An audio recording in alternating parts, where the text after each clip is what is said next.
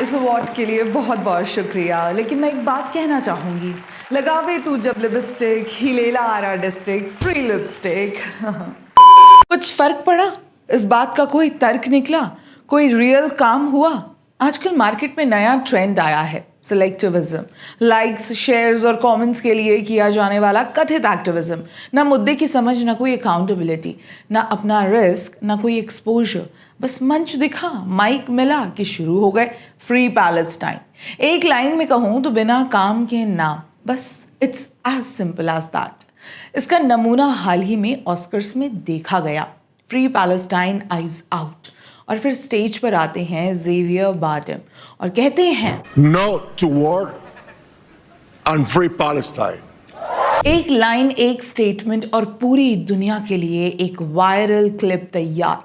अब यहाँ सवाल ये नहीं है कि वॉर के खिलाफ बोलना गलत है, सवाल है सिलेक्टिविटी का, सवाल है मंच का, सवाल है इग्नोरेंस का।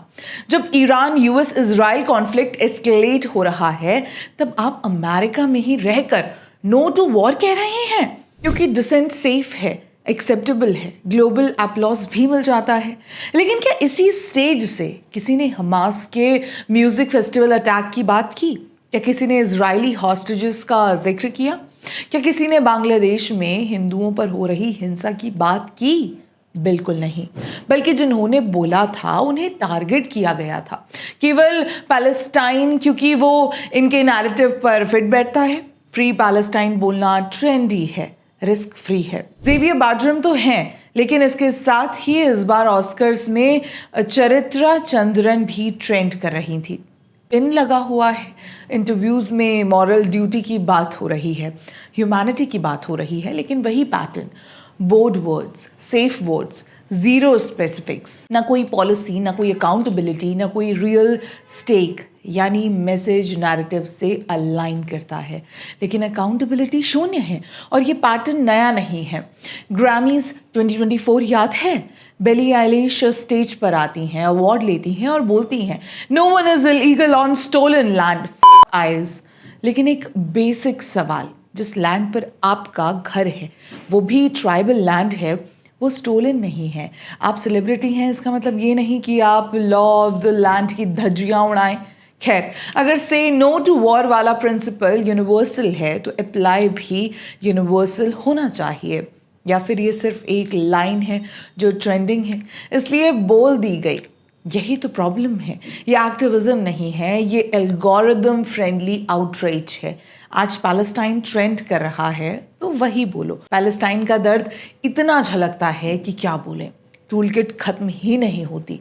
कल ईरान होगा तो नो टू वॉर बोलो, परसों कुछ और होगा तो नया हैशटैग। कोई कंसिस्टेंसी नहीं, कोई डेप्थ नहीं, कोई कॉन्सिक्वेंसेस नहीं।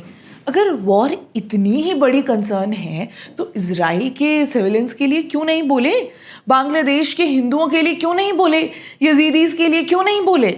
इनका एक्टिविज्म भी अब क्यूरेटेड है, जहां कॉज नहीं क्लाइमेट देखा जाता है।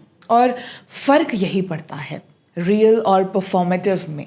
एक बार को चलो एंजेलिना जोली बोलती हैं तो मैं मान भी लूँ, दुनिया सुन लेगी, क्योंकि उनके पीछे सालों का ग्राउंड वर्क है, यूएन मिशंस हैं, रिफ्यूजी कैंप्स हैं। लेकिन यहाँ एक पिन, एक स्पीच, एक पोस्ट और एक्टिविज्म कंप्लीट। ये एक्टिविज्म नहीं, सिलेक्टिविज्म है। अब आप सोचेंगे कि हम हॉलीवुड की क्यों बात कर रहे हैं? ज़रूरी है, जो हॉलीवुड में होता है वो ट्रेंड धीरे धीरे बॉलीवुड में भी कॉपी करता है। और बॉलीवुड की ये कहानी काफ़ी पुरानी है। 2006 में मीरा पाटकर के साथ नर्मदा बचाओ आंदोलन में बैठकर आमिर खान ने बॉलीवुड में एक तरफा एक्टिविज्म की शुरुआत की थी। अब इनका सिलेक्टिविज्म नैरेटिव बिल्डिंग के रूप में बदल चुका है। स्वरा भास्कर, ऋचा चड्ढा, सोनम कपूर जैसे लोग अक्सर हिंदू विरोध, डेवलपमेंट विरोध में बोलते रहते हैं, प्लग कार्ड लेकर खड़े हो जाते हैं, लेकिन जब बात आती है ग्राउंड रियलिटीज़ की, तब चिड़ी चुप। क्योंकि यहाँ बोलना मेसी है, रिस्की है, नैरेटिव के खिलाफ है, और सबसे इंपॉर्टेंट, यहाँ ब्राउनी पॉइंट्स नहीं मिलते।